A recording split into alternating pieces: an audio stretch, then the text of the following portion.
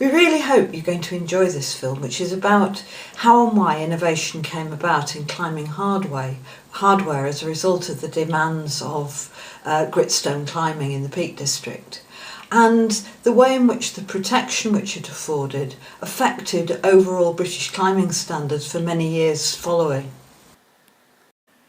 In the so-called golden age of alpine mountaineering in the mid-19th century, British dominated as first ascensionists. The expertise for making climbing gear, however, resided in the Alps, with the earliest mountain hardware companies being blacksmiths.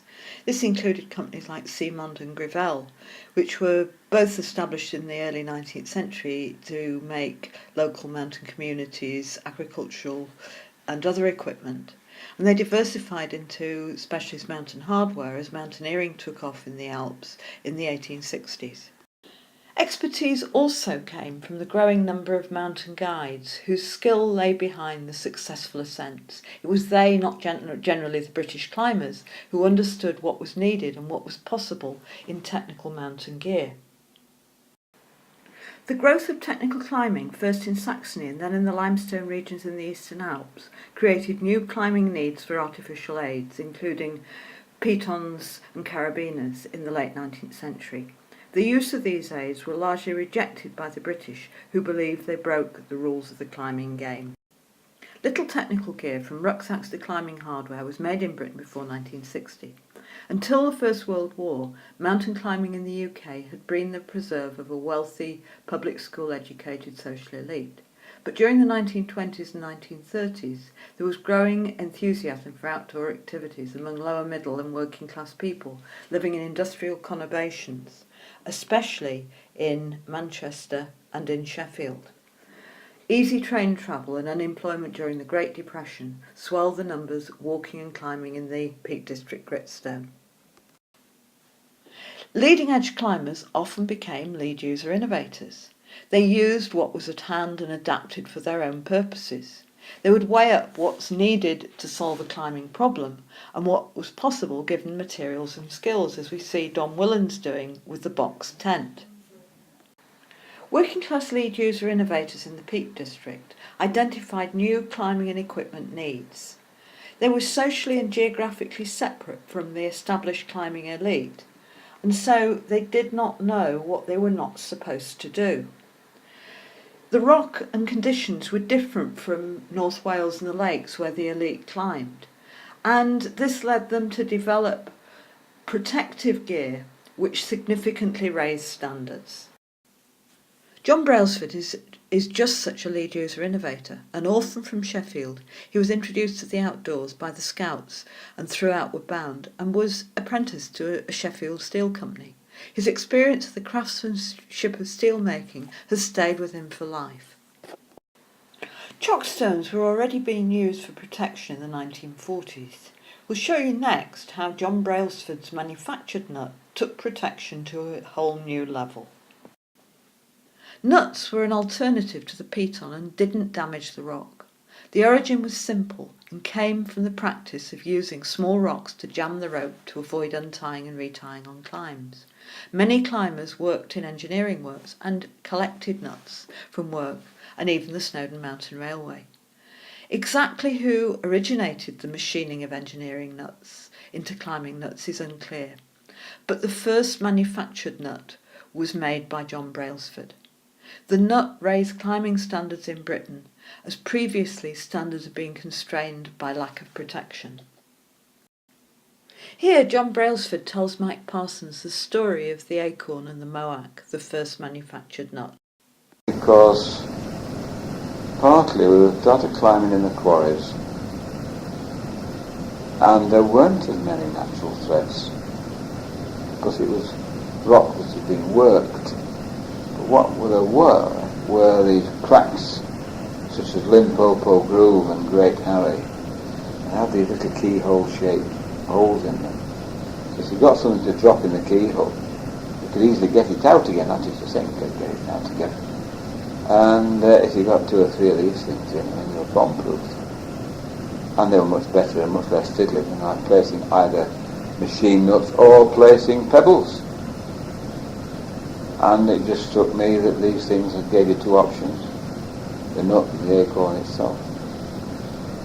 And So do you actually go on the lathe and do it yourself, or do you? no, I did them all myself on the lathe at school. Right. And just made different sizes from about So at this point you were working at school, you I were was teaching craft? Yeah, I was teaching You craft. were teaching crafts and left things, so you actually turned the aluminium bar yourself? Yeah. Yeah. Aluminium, brass, toughnell, whatever. Yeah. And we just tried them. I mean, in 61, it was obvious that there was going to be a move with the machine nuts already there to use some form of metal device which would go in. And the disadvantage of machine nuts is the stick and they'd turn and they'd wedge or they wouldn't seat properly. They weren't really, they were a first stage. They opened up the idea and then we refined the idea. But the acorn was a different thing insofar as you passed both strands of the sling through and you had the nut on the end as well. It was much more compact, it threaded easier, and just generally speaking it was an improvement all round. And then when we started climbing more of the peg routes, which had been done by using wooden wedges, for example. Wooden wedge was basically a hand jam width, and you couldn't get an acorn wide enough to go into a hand jam crack width, or to something bigger. And the more accurate an inch and a half you could get in most hand jam cracks at some point or another, and they seated well, they were easy to get out, they were bomb proof. You felt a lot of confidence. And so things the like acorn was designed for little finger cracks. Yeah, it was more for finger cracks. More for finger cracks. Yes. In limestone. Both limestone or gritstone. Yeah. And when I say we started doing routes on Millstone and Lawrenceville 3, then obviously they really needed something wider, and the mic was the answer. And you could literally make yourself bomb proof on cracks, which meant you could actually do routes that had longer crack sections. And even if you were laid back in, you pirouetted off. What the hell? I mean, you've got to put it on around, but you didn't. John Brailsford was supporting master craftsmen for other gear designers and manufacturers.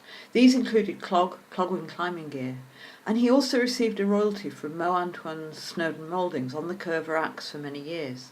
Many individual climbers in the early 1970s who were in urgent need of a new axe with a curved pick willingly paid him 4 and 6, or £2.95 in real terms today, to have their old one altered and retempered.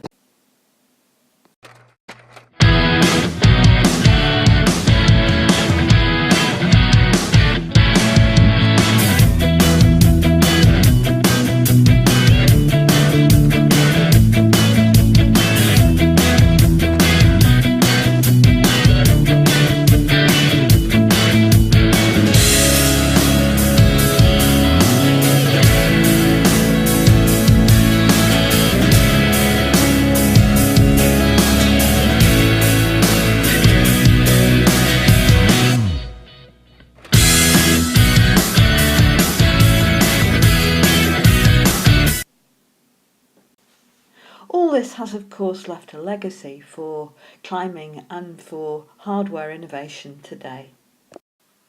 We would like to thank John Brailsford for his interview back in 2001 and to a range of people for giving us access to their images. Thank you very much.